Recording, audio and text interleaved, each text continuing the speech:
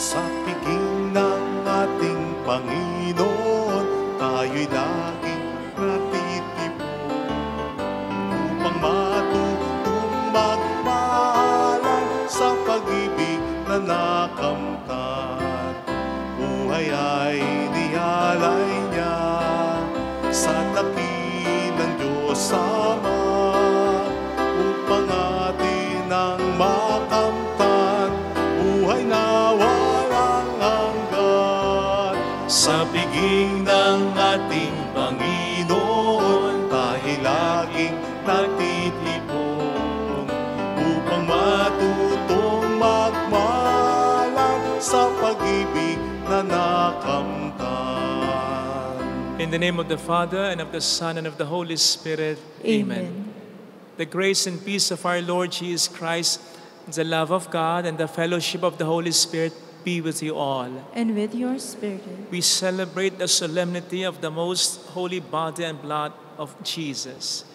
Brothers and sisters, the Eucharist is the source and summit of our Christian life.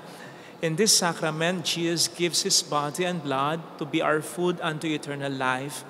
With this living bread, we experience Jesus' salvation and God's peace, receive power to give ourselves in loving service and gain strength for our spiritual journey. When we gather in Jesus' name at the Eucharist, we proclaim that we are truly God's people. For us to become worthy of this sacred celebration, let us first call to mind our sins and ask the Lord for pardon and mercy. I confess to Almighty God and to you, my brothers and sisters, that I have greatly sinned in my thoughts and my words, in what I have done and in what I have failed to do, through my fault, through my most grievous fault. Therefore I ask the Blessed Mary, ever Virgin, and all the angels and saints, and you, my brothers and sisters, to pray for me to the Lord our God. May Almighty God have mercy on us, forgive us our sins, and bring us all to life everlasting. Amen. Lord, have mercy. Lord, have mercy. Christ, have mercy. Christ, have mercy. Lord, have mercy. Lord, have mercy.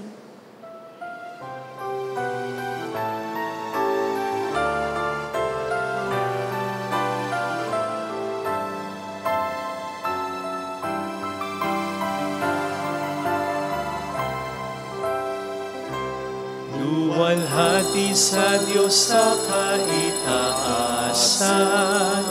kaloob sa lupa ay kapayapaan. Pinupuri ka't ipinagdarangal, sinasamba ka gamit sa dakila mong kaluwalhatian. Panginoon namin Diyos, Hari ng langit, Amang makapangyarihan, Panginoong Jesucristo, bugtong na anak ng Diyos, Kordero ng Ama. Ikaw na nag-alis ng mga kasalanan ng sanlibutan. Tanggapin mo ang aming kahilingan, ikaw na naluluklok sa kanan ng Ama. Maawa ka sa amin, ikaw lamang ang banal, Panginoong Jesucristo, kasama ng Espiritu, sa luwalhati ng Ama. Amen, Amen, Amen.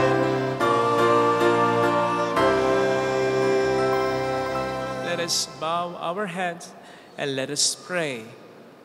O God, who in this wonderful sacrament have left us a memorial of your passion, grant us, we pray, so to revere the sacred mysteries of your body and blood, that we may always experience in ourselves the fruits of your redemption, who live and reign with God the Father in the unity of the Holy Spirit, God forever and ever. Amen. On the first reading, when God first made the covenant with the Israelites at Sinai, the covenant was ratified with the blood of animals to show that God meant to share in the life and the destiny of the chosen people.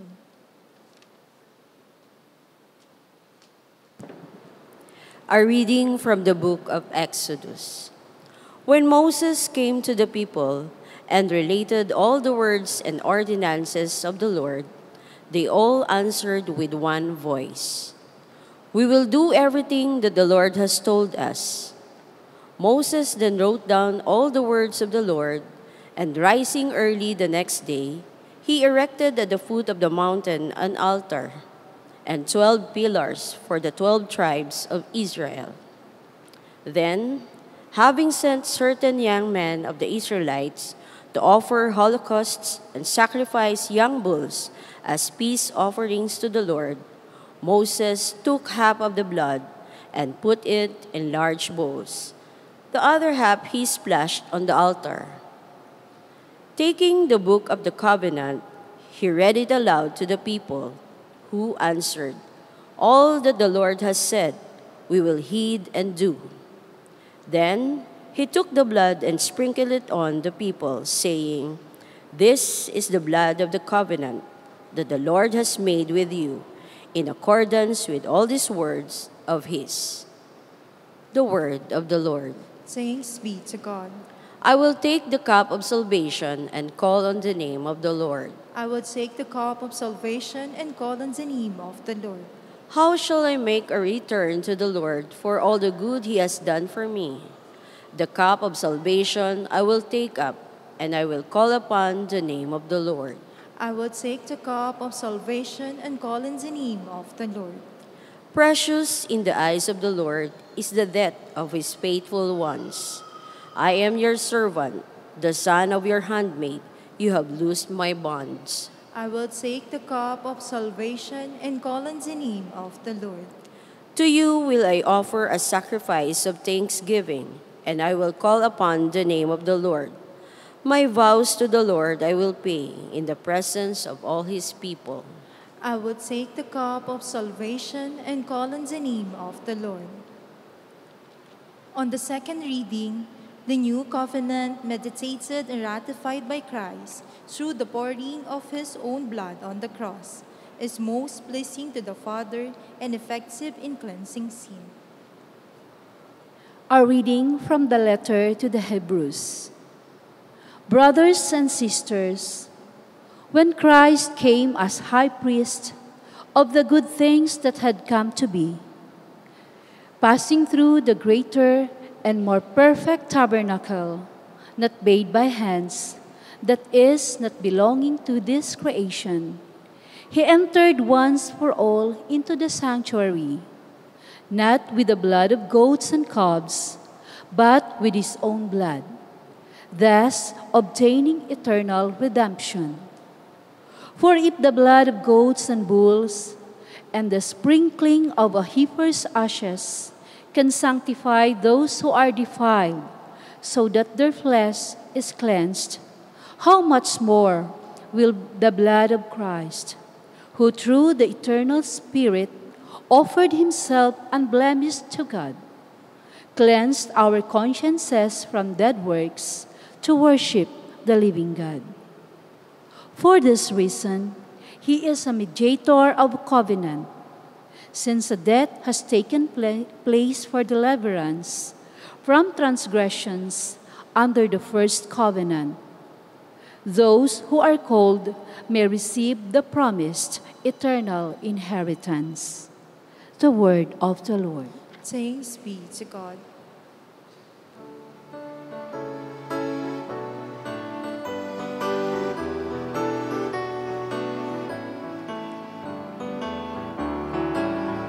Hallelujah, hallelujah, hallelujah.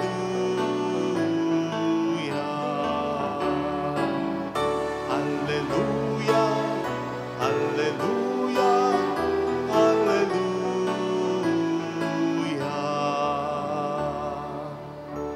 I am the living bread that came down from heaven, says the Lord. Whoever eats this bread will live forever. Hallelujah, hallelujah, hallelujah.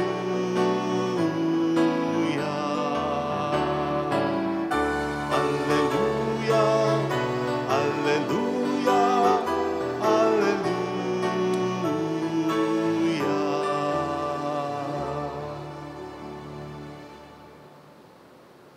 The Lord be with you. And with your spirit. A reading from the Holy Gospel according to Mark. Glory to you, O Lord. On the first day of the feast of unleavened bread, when they sacrificed the Passover lamb, the disciples of Jesus said to him, "Where do you want us to go and prepare for you to eat the Passover?" He sent two of his disciples and said to them, "Go into the city and a man will meet you, carrying a jar of water. Follow him. Wherever he enters, say to the master of the house, 'The teacher says, where is my guest room, where I may eat the Passover with my disciples?' Then he will show you a large upper room furnished and ready. Make the preparations for us there." The disciples then went off, entered the city, and found it just as he had told them, and they prepared the Passover. While they were eating, he took bread, said the blessing, broke it, gave it to them, and said, "Take it. This is my body." Then he took a cup, gave thanks, and gave it to them, and they all drank from it. He said to them, "This is my blood of the covenant, which will be shed for many. Amen, I say to you, I shall not drink again the fruit of the vine until the day when I drink it new in the kingdom of God." And after singing a hymn, they went out to the Mount of Olives. Sisters and brothers, the gospel of the Lord. Praise to you, Lord Jesus Christ.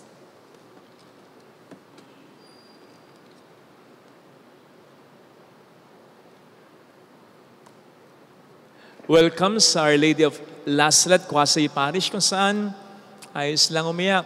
Sasamahan tayo ng mahal na ina sa pag-iyak at sa pagdarasal upang maging maayos ang lahat. Amen? Napag-utusan po tayo at ang lahat ng mga pare sa diocese na ito nabasahin ang pastoral na liham na ito na napapanahon para sa kaayusan sana ng buhay natin ngayon. So in place of the homily or sermon, ito po ang babasahin ngayon. Pananagutan ng pagmamahal.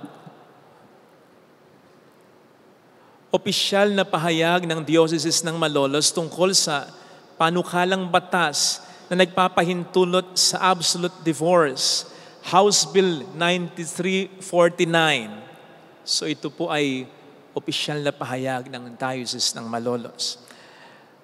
Ang pag-ibig ay isang pananagutan. Isang bagong utos ang ibinibigay ko sa inyo, mag-ibigan kayo. Kung paanong inibig ko kayo, gayon din naman, mag-ibigan kayo. Kung kayo mag-ibigan, makikilala ng lahat na kayo'y mga alagad ko. 1:13, 34 hanggang 35. Sa huling hapunan, inihayag ni Jesus ang walang hanggang pag-ibig niya sa atin sa pamamagitan ng pag-ibigay sa atin ng kanyang katawan at dugo upang pagsaluhan. Subalit ang pagmamahal na ito ay pananagutan din. Kaya iniutos niyang magmahalan tayo kung papaano niya tayo minahal. Sa nanatangi at matingkad na pamamaraan, ang pag-ibig na ito'y nais ng Panginoon na masalamin sa pagmamahalan ng mga mag-asawa. Kung paanong ibinigay niya ang buo niyang sarili para sa lahat, gayon din ang inaasahang wagas na pag-ibig sa mga mag-asawa. Kaya bilang simbahan, pananagutan nito ang ipahayag at isabuhay ang pag-ibig ni Jesus.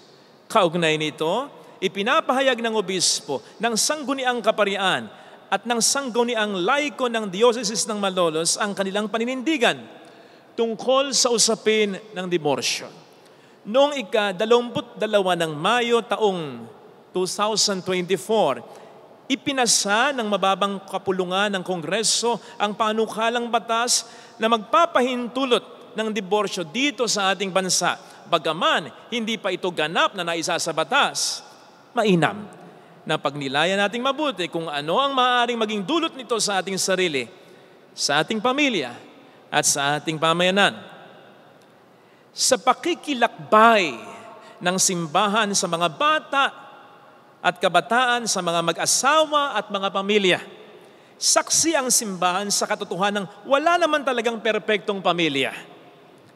Batid ng simbahan ang pinagdaraanan ng mga biktima ng kaharasan at pang-aabuso sa tahanan.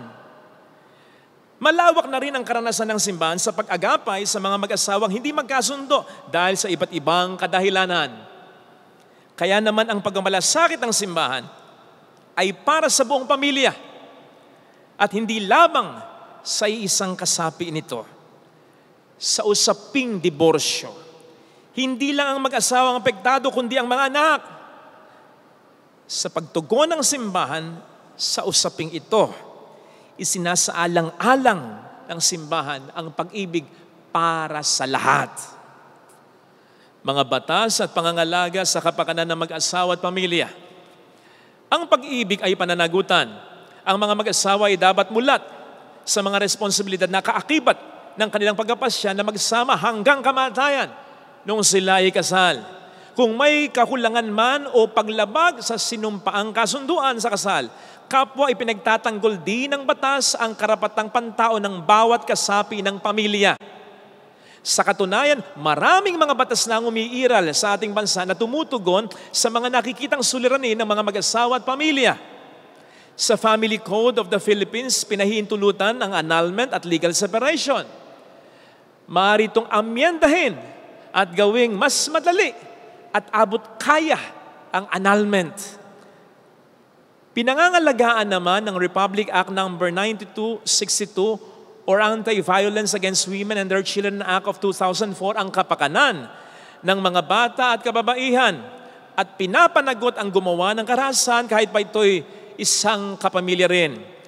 Ang mga batas na ito ay naaayon sa turo ng simbahan na kung sakaling mayroong karahasan sa tahanan o namang mabigat na kadahilanan, maaaring maghiwalay ang mag-asawa, bagamat hindi nasisira ang tipan ng kasal. Bukod rito, ang simbahan mismo ay may pamamaraan upang malaman kung mayroon nga bang bisa ang kasal sa ilang sitwasyon. Sa pamamagitan ng Declaration of Nullity, pinapahayag na walang bisa ang naging kasal sapagkat walang kakayanan ang isa o dalawang partido na pumasok sa isang makabuluhang tipan. Si Jesus at ang simbahan, katuwang ng bawat mag-asawa at pamilya. Alam ng Panginoong Jesus ang mga suliranin ng mag-asawa at pamilya. Nang makatagpo niya ang isang Samaritana sa balon na may kinakasamang hindi niya asawa at nung iharap sa kaniya ang babaeng nahuling nakikiapid, ipinadama ni Jesus ang kanyang pagmamahal. Subalit hinikayat silang talikuran na ang kasalanan at magbagong buhay.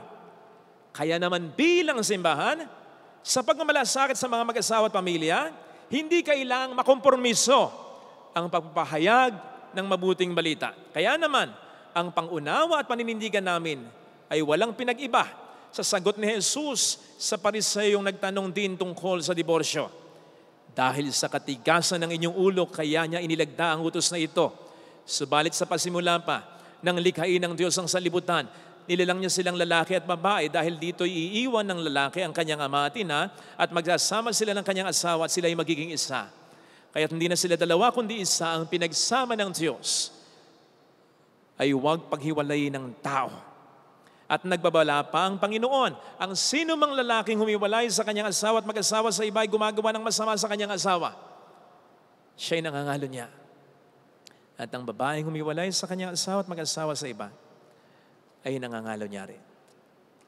Mga masamang epekto ng diborsyo sa lipunan. Ang pagbabawal ni Jesus sa diborsyo ay nagmula sa kanyang malawak at malalim na kaalaman. Hindi lang sa lipunan kundi sa puso ng tao. Sinasabi ng mga nagsusulong ng diborsyo na ito ay nagbibigay lang ng kalayaan para sa mga may gusto at may pangangailangan. Hindi lang naman ang mga may gusto at nangangailangan ang apektado nito. Ang mga anak na maiiwan sa hiwalayan, sila ba'y may kalayaang pumili? Ang mga babaeng ayaw sanang humiwalay sa asawa, ngunit napilitan lang dahil ang kanilang mister ay nakahanap ng iba, sila ba ay may kakayanang pumili? Ang matrimonyo ay sadyang ginawang matatag na batas ng Diyos at ng tao sapagkat ito ang pundasyon ng pamilya at ng lipunan. Ayon sa ating saligang batas, marriage as an inviolable social institution is the foundation of the family and shall be protected by the state. Ang diborsyo ay salungat sa layuning ito sapagkat pinaparupok nito ang kalooban ng mag-asawa sa kanilang pagtitipan. Sa simula pa lang, ang sinumpaan ng bawat isa ay may bahid ng pag-aalinlangan. Kaya sa kanilang buhay mag-asawa, anumang dahilan ng alitan ay mas madaling sisiklab sa hiwalayan. Sapagkat kabilang sa dahilan ng diborsyo ay yung sinasabing irreconcilable differences. Sa aktual na pangyayari ay maaaring magsimula sa kung ano na lang na dahilan.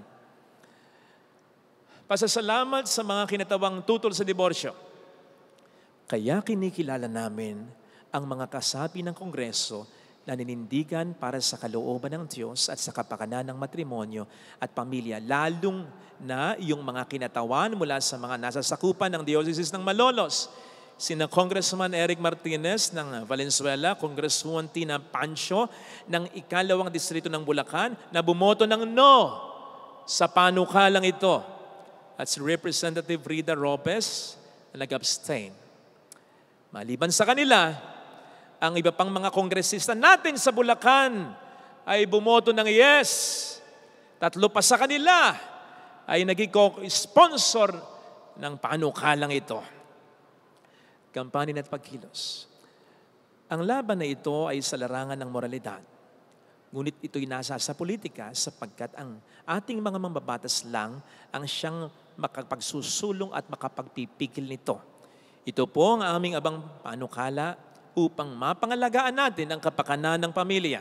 Una, ipahayag ang inyong pagtutol sa divorce sa pamamagitan ng paglagda sa ating signature campaign.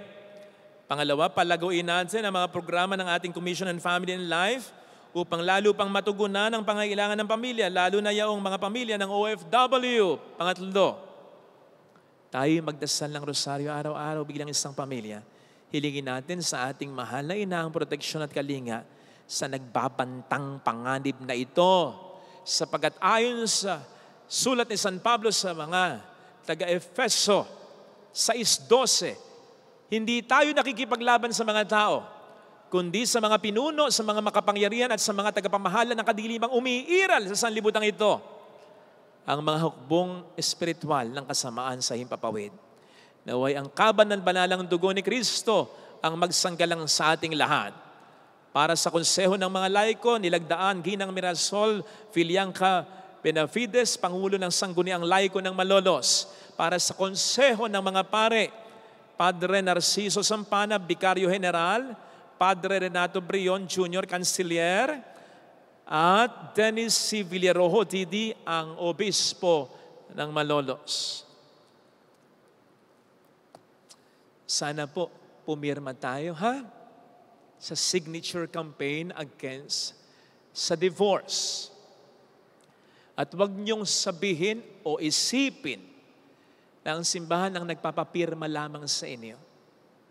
Sinisigurado ko po sa inyo, ang Diyos ang siyang may gusto nito. Kung bakit pananinindigan ng simbahan ito ay pangunahing turo at utos sa atin ng ating Panginoong Hesukristo. Sa eleksyon, hindi tayo nag-i-endorso ng kandidato. Kasi baka nga naman magkamali kami. Baka magkamali tayo eh. Pero dito kapatid, hindi tayo pwedeng magkamali. Ito talaga ang gusto ng Diyos. At ang gusto ng Diyos noon ay mananatiling gusto ng Diyos hanggang ngayon at sa mga susunod pang panahon sapagkat hindi nagbabago ang Panginoong Diyos. Tandaan po natin yun. Maaring marami tayong mga argumentong magaganda, convincing. Pero tandaan po natin, may hangganan ng kakayanan natin. May hangganan ng naiisip natin. Hindi tayo kundi ang Diyos ang nakakaalam talaga ng makabubuti para sa atin. At upang matupad ang makabubuti para sa atin, nagbigay siya ng mga kautusan. Sundin natin. Tama, may mga pangit na mangyayari kasama sa buhay yan. Pero sa huli, ang mananaig ay ang kabutihan. May magandang mangyayari sa huli kapag tayo sumusunod sa utos ng Diyos. Kung hindi tayo susunod sa utos ng Diyos, pwede namang may mangyaring maganda sa una, pero hindi natin sigurado ang kapalit nito. May mga benepisyo ang diborsyo, kaya nga nakakaakit sa maraming mga tao. Pero kung ito'y ayaw ng Diyos, sino ang may gusto nito? E di ang kalaban, e di ang diablo. Kung ito'y gusto ng Diyos, ito'y dahil sa ikabubuti ng lahat ng tao. Kung ito'y gusto ng diablo, ang diborsyo, hindi na kinakailangan i-memorize ito. Yan ay siguradong para sa ikasasama ng lahat ng tao. Dapat masanay na tayo sa style ng demonyo. Nagbibigay ng benepisyo upang akitin tayo. Pero ang nasa likod ng mga benepisyong ito ay ang mga problemang pagsisisihan natin sigurado. Ang matinding argumento ng mga nagsusulong ng diborsyo, kapakanan ng mga babae. Mga kababaihan, gaya ng sinabi ko na minsan, hindi niyo po pwedeng questionin ang Diyos sa malasakit at pagmamahal niya sa inyo. Makikita niyo yan sa Biblia. At hindi natin questionin at pwedeng questionin ng Diyos sa malasakit niya sa mga sumusunod sa Kanya, lalo pat ito'y mga biktima lamang ng mga hindi sumusunod sa Kanya. Bahala ang Diyos sa inyo. Hindi kayo pababayaan ng Diyos. Basta sumunod pa rin lagi sa Kanyang iniuutos. Ito namang diborsyo, pwede talagang mag-work sa iyo. Pero hindi mo alam ang kapalit nito. Hindi mo alam ang kapalit nito sa mga nakapaligid sa iyo. Kahit sa mga taong pwedeng maapektuhan ng diborsyo. Mga taong malapit sa iyo. Kapatid, hindi ito ay pwedeng magkamali dito. Ayaw ng Diyos ito. Ngayon po ay pinagdiriwang natin ang kabanal-banalang katawan ng dugo ng ating Panginoong Hesukristo na tinatanggap natin sa tuwing magsisimba tayo. Dito magkakaalaman kung talagang may epekto sa atin ito. Sapagkat kung talagang umi-epekto sa atin ang pagtanggap natin sa Panginoon natin sa Kanya ng katawan at dugo, hindi dapat tayo mahirapan sa pagdidesisyon dito. Ngayon kung tayo mahirapan at lalo na kung ikaw pa'y pabor sa diborsyo, I can look straight into your eyes at sasabihin ko, tahasan sa iyo, malaki ang problema ng pagiging Kristiyano. Napakalaki ng problema mo bilang isang Kristiyano. Ito sana ang hili nating biyaya sa banal na pagdiriwang na ito. Ilagay natin ang ating kanang kamay sa tapat ng ating puso.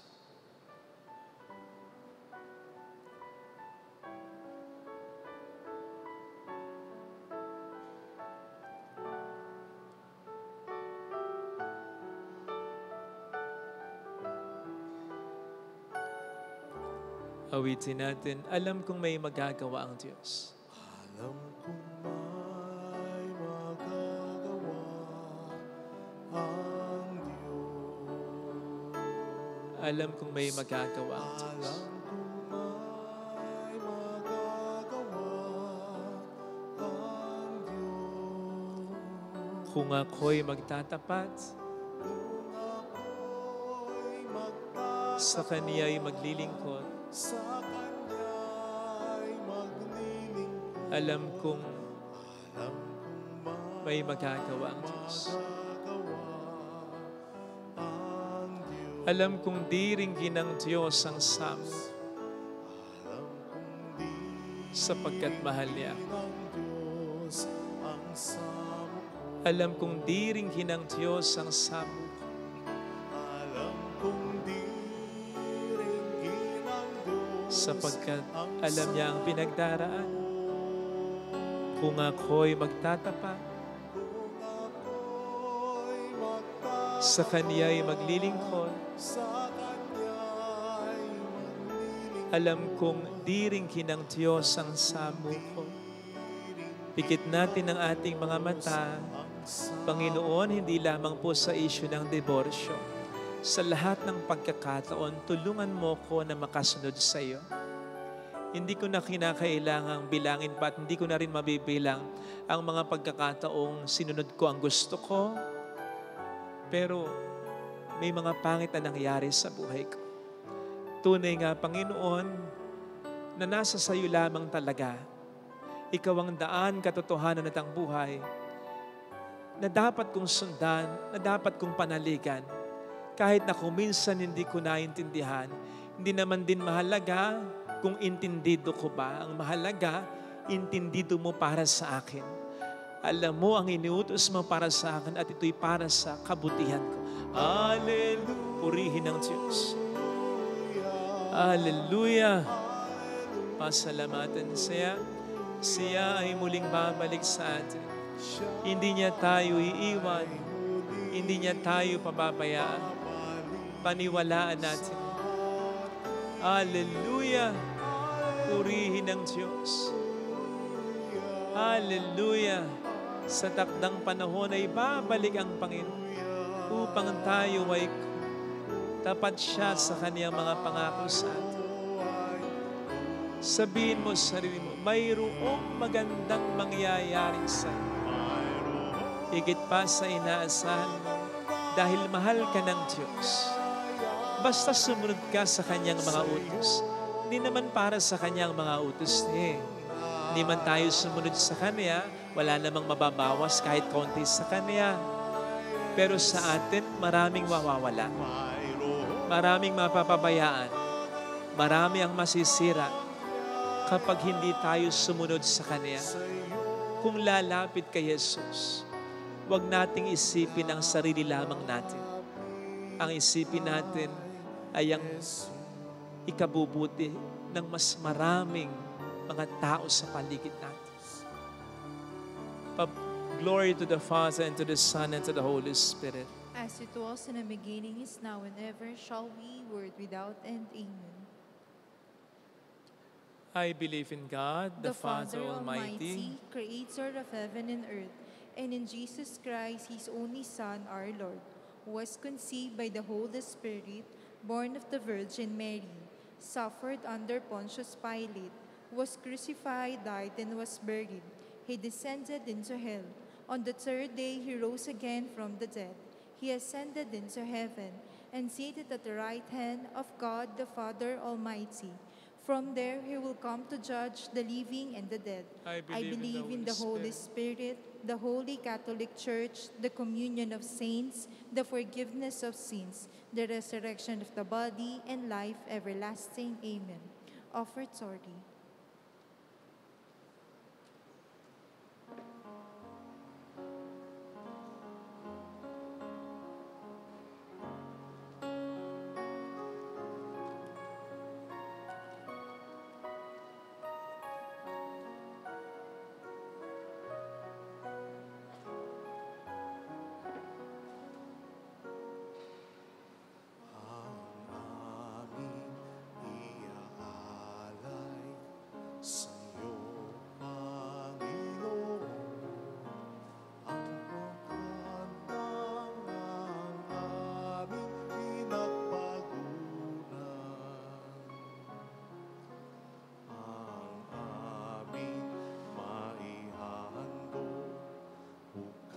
sa kalooban, ang tapat na pag-aalay ng buhay.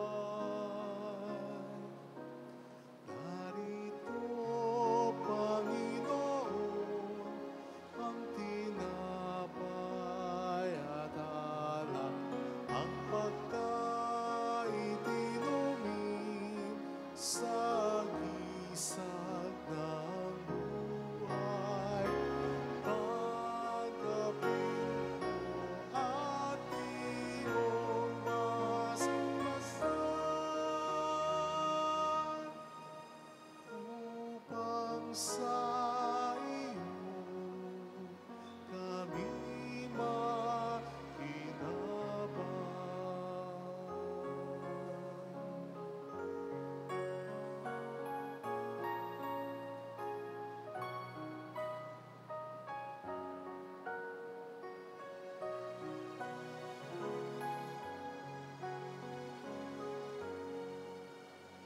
Ang aming iaalay sa iyo, Panginoon, ang bunga ng aming pinagpaguran, ang aming maihandog, bukal sa kalooban, ang tapat na pag-aalay ng buhay. Narito, Panginoon, ang tinapay at alak, ang pagkain inumin sa gisag ng buhay. Tanggapin mo at iyong masmasan upang sa iyo kami makinabang. Narito, Panginoon, ang tinapay at alak, ang pagkain inumin sa gisag ng buhay. Tanggapin mo at iyong masmasan upang sa iyo kami makinabang.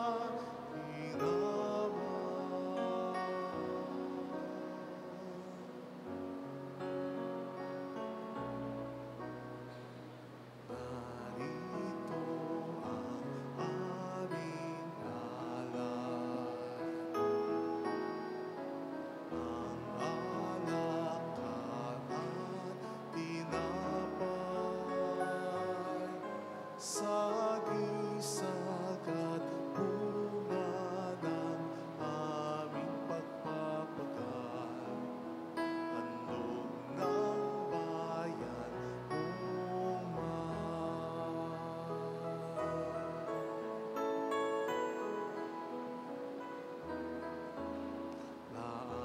naalay sa iyong alay.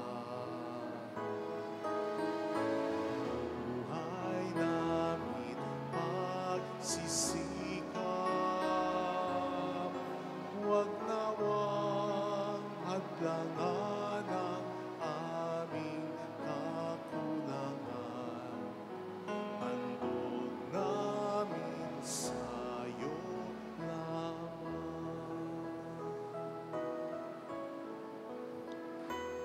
Pray, sisters and brothers, that our sacrifice may become acceptable to God, the loving Father. May the Lord accept the sacrifice at your hands for the praise and glory of His name, for our good and the good of all His holy church. Grant your church, O Lord, we pray, the gifts of unity and of peace, whose signs are to be seen in mystery in the offerings we here present, through Christ our Lord. Amen. The Lord be with you. And with your spirit, Lift up your hearts. we lift them up to Let the us Lord. give thanks to the Lord our God. It is right and just. It is truly right and just, our duty and our salvation, always and everywhere to give you thanks, Lord, Holy Father, Almighty and eternal God, through Christ our Lord.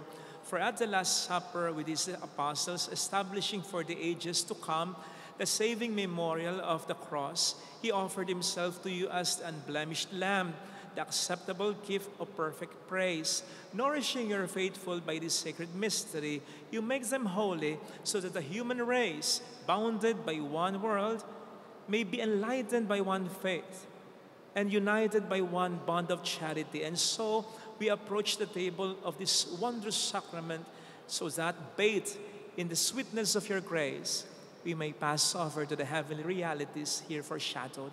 Therefore, all creatures of heaven and of earth sing a new song in adoration, and we, with all the hosts of angels, cry out, and without end we acclaim, Holy, holy, holy, Lord God of hosts, heaven and earth are full of your glory. Hosanna in the highest. Blessed is he who comes in the name of the Lord. Hosanna in the highest. Please kneel.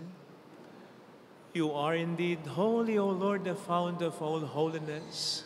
Make holy, therefore, these gifts, we pray, by sending down your Spirit upon them like the dew fall, so that they may become for us the body and blood of our Lord Jesus Christ. At the time he was betrayed and entered willingly into his passion, he took bread, giving thanks, broke it, gave it to his disciples, saying, "Take this, all of you, and eat of it. For this is my body, which will be given up for you."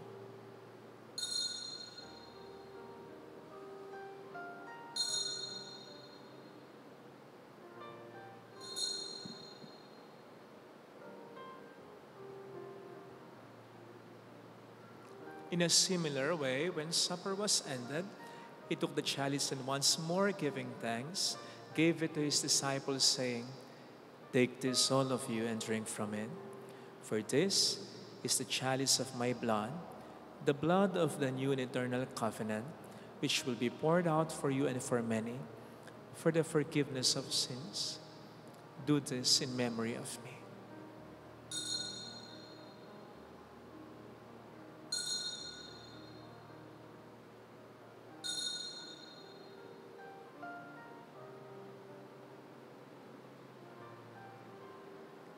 Let us proclaim the mystery of our faith. When we eat this bread and drink this cup, We proclaim your death, O Lord, until you come again. Therefore, as we celebrate the memorial of his death and resurrection, we offer you, Lord, the bread of life and the chalice of salvation, giving thanks that you have held us worthy to be in your presence and minister to you. Humbly we pray that, partaking of the body and blood of Christ, we may be gathered into one by the Holy Spirit. Remember, Lord, your church spread throughout the world and bring her to the fullness of charity, together with Francis, our Pope, Dennis, our Bishop, and all the clergy. Remember also our brothers and sisters who have fallen asleep in the hope of the resurrection, especially those for whom we will now pray. Let us bow our heads in silence. We all pray for our departed loved ones.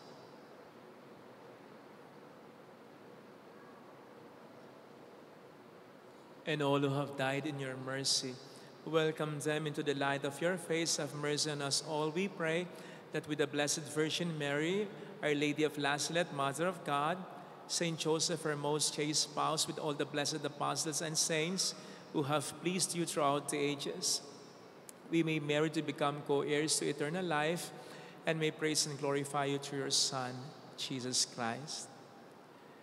Through him and with him and in him, O God, Almighty Father, in the unity of the Holy Spirit, all glory and honor is yours forever and ever. Amen. Amen. Jesus taught us to call God our Father, and so we have the courage to say,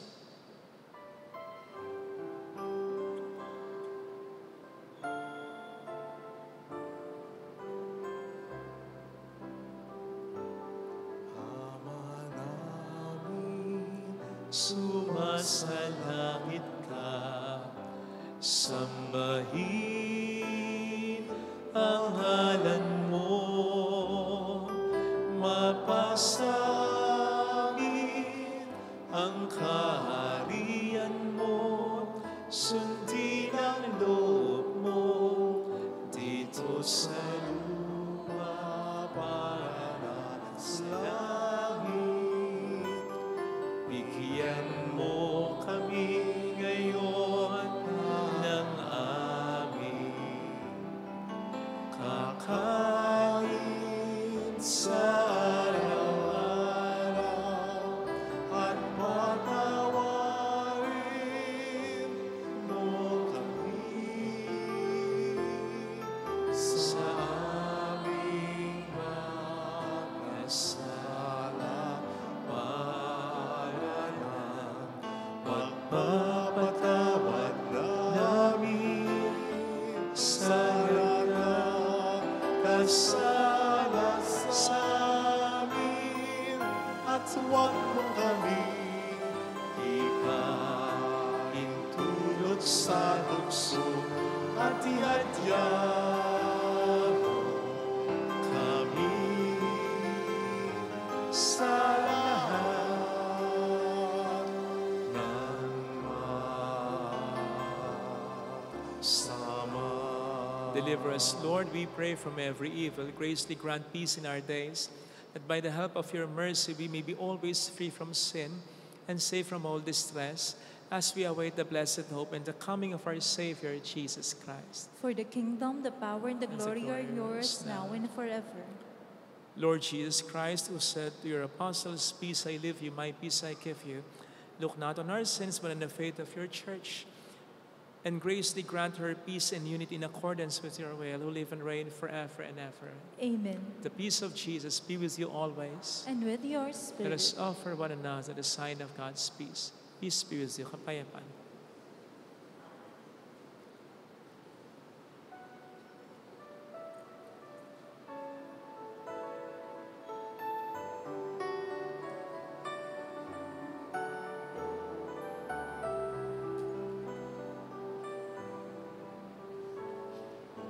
Cordero ng Diyos,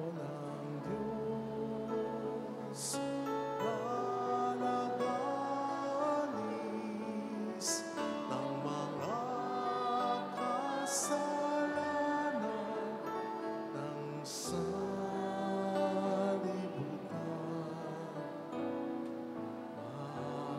Maawa ka sa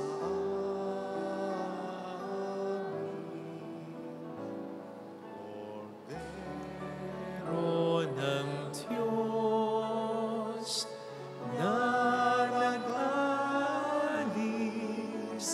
ng mga kasalanan ng sanlibutan.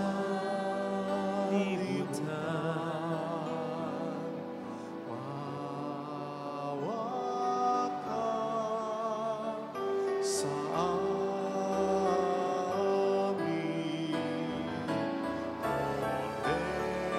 Cordero ng Diyos, nalagalis ng mga kasalanan ng sanlibutan.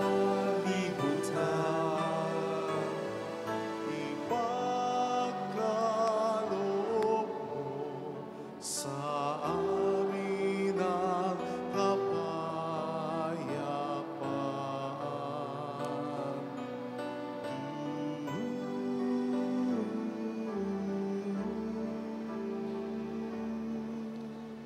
Behold Jesus, the Lamb of God who takes away the sins of the world. Happy are those invited to receive him. Lord, I am not worthy that you should enter under my roof, but only say the word, and my soul shall be healed. May the blood and blood of Christ.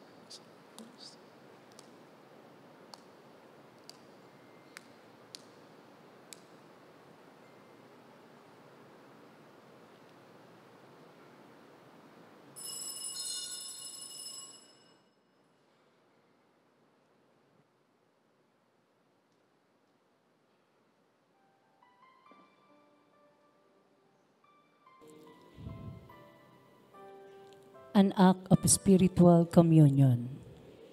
My Jesus, I believe that you are present in the most holy sacrament. I love you above all things, and I desire to receive you into my soul.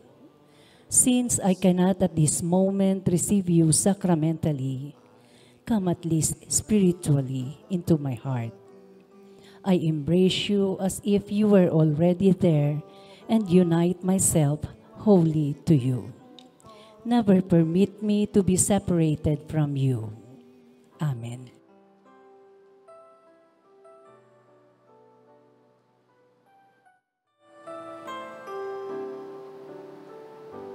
Bawat buhay ay may kulay. Kung mayroong pagmamahal,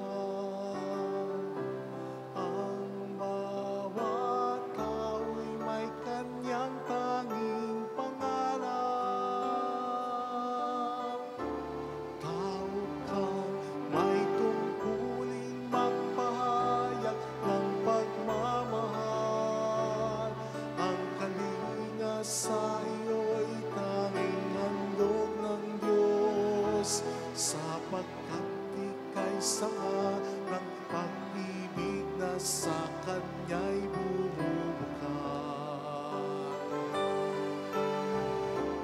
At lahat ng biyaya sa Kanya ay iyong tinanggap, ay malayang ibahagi sa isa't isa, sapagkat ika'y sanga ng pag-ibig ng Panginoon.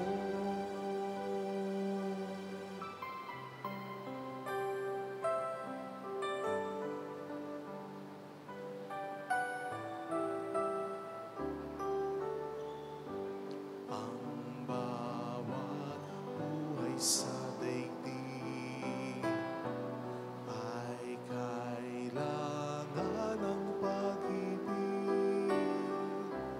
Ang bawat tao'y may dibdib upang umibig.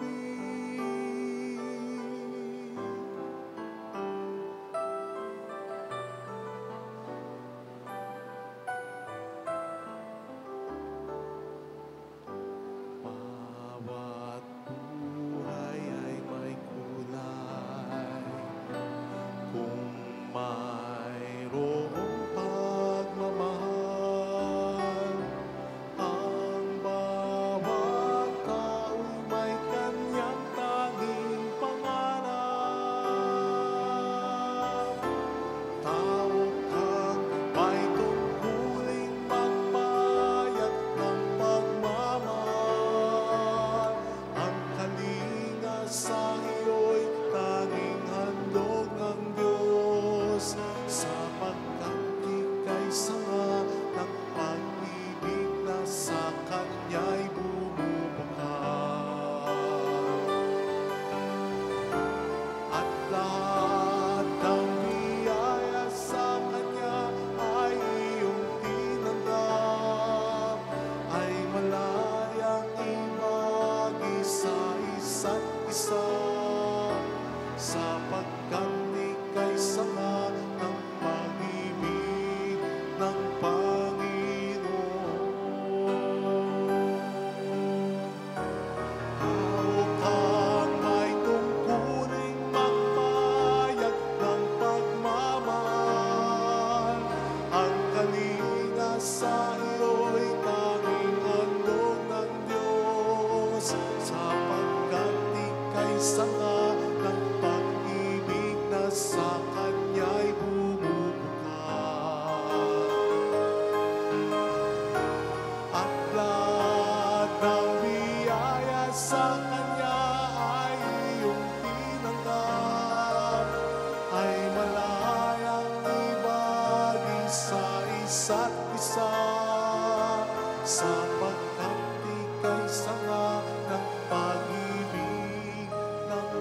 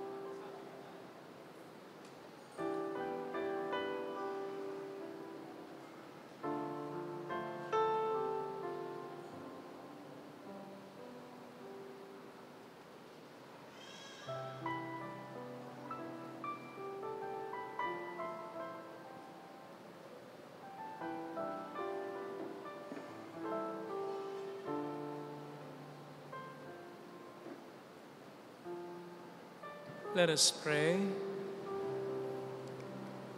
Grant, we pray, O Lord, that we may delight for all eternity in that share in your divine life, which is foreshadowed in this present age by our reception of your precious body and blood, who live and reign forever and ever. Amen. Holy God, Holy Mighty One, Holy Immortal One. Have mercy on us and on the whole world. Holy God, Holy Mighty One, Holy Immortal One. Have mercy on us and on the whole world. Holy God, Holy Mighty One, Holy Immortal One. Have mercy on us and on the whole world. Jesus, King of Mercy. We trust in you. Alalahanin, o mahal na Birhen ng Lasalet, ina ng pag-asa, ikaw ang nagpaalala sa aming magbalik loob sa Ama. Ito ang nagpapatunay na kagandahang loob mo'y nanatiling busila. Sa pag-aruga mo sa amin, tungkulin mo'y tinupad. Sa paanan ni Kristo'y tinurin mong kami mga tunay mong anak. Kaya ninais mong nisay huwag mapahamak. Maging sa iyong walang tigil na pananalangin, pati luhay pumatak. Huwag naman mawala ng saysay ang iyong paghihirap. Hiling nawa namin sa iyo o aming inang liyag na matapos ang pakikibaka namin sa mundong ito at sa pananatili naming tapat kay Kristo. Sa kapurihan mo'y makibahagi kaming ganap, upang kung nasaan ka ngayon ay maparoon din kaming lahat. At ang kaganapan ng kalwalatian ng Diyos sa may tuluyang matupad siya nawa. Mahal na Birhen ng Lasalet, tagapagkasundo ng mga makasalanan. Ipanalangin mong walang patid kaming mga dumutulog sa iyo. Maraming salamat po sa inyong pakikiisa, sa inyong tulong. Kasalukuyan po tayo nagpapagawa ng mga chapel sa paligid natin. Maraming salamat po sa pagtangkilik nyo sa ating alkansya, sa Trinilits na Crown, sa pag-share ng ating mga videos, at sa ating souvenir shop, at sa pagpapadala ng iba sa inyo ng tulong through our GCash and bank account. Dito rin tayo kumukuha ng pag-maintain ng ating simbahan at pagkapalaganap ng devotion to Our Lady of Lasalet.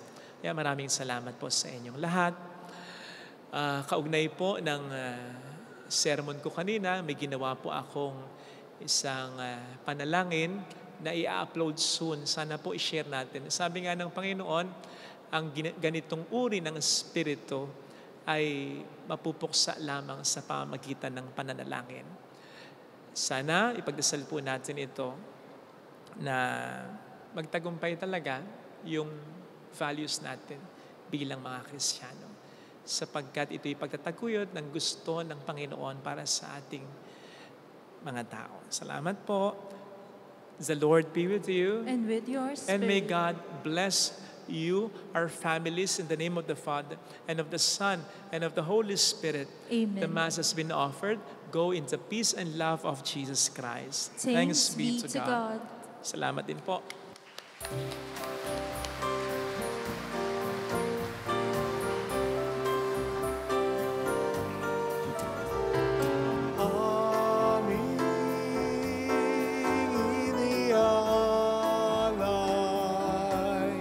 Ang pag-ibig na walang kapantay.